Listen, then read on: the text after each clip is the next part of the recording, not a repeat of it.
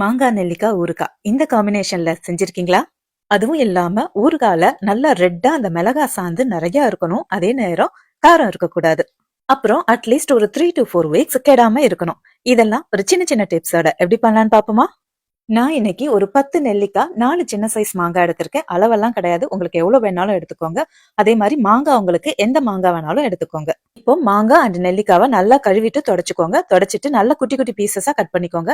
இதை நான் கட் பண்ண பிறகு ஒரு 2 கப்பு வந்திருக்கு. ரெண்டும் சேர்த்து எல்லாத்தையும் ஒரு பவுல்ல எடுத்துக்கோங்க. அடுத்து ஒரு 1 டீஸ்பூன் உப்பு, 1 டீஸ்பூன் மிளகாத்தூள், 3 டீஸ்பூன் காஷ்மீரி சில்லி பவுடர். இப்ப நான் இதுல ஒரு முக்கியமான இன்கிரீடியன்ட் சேர்க்க போறேன். 1 டீஸ்பூன் பொட்டுக்கடலை மாவு சேர்க்கிறேன். இது காரத்தை அப்படியே நல்லா கம்மி பண்ணிடுங்க. அசிடிட்டி இருக்கிறவங்களும் கண்டிப்பா கொஞ்சமா எடுத்துக்கலாம். பொட்டுக்கடலை மாவு நிறைய சேர்த்துறாதீங்க, அப்புறம் கொழ கொழன்னு ஆயிடும். நான் 2 கப்பு மாங்காய் நெல்லிக்காக்கு 1 டீஸ்பூன் தான் சேர்த்திருக்கேன்.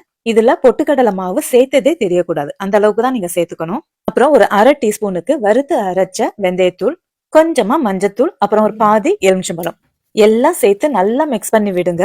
இந்த கோட்டிங் இந்த அளவுக்கு நல்லா இதுல நல்லா ஒட்டி இருக்கணும். உங்களுக்கு கொஞ்சம் கம்மியா இருக்குது இந்த மிளகாத்தூள் நினைச்சீங்கன்னா காஷ்மீரி சில்லி பவுடர் சேர்த்துக்கோங்க.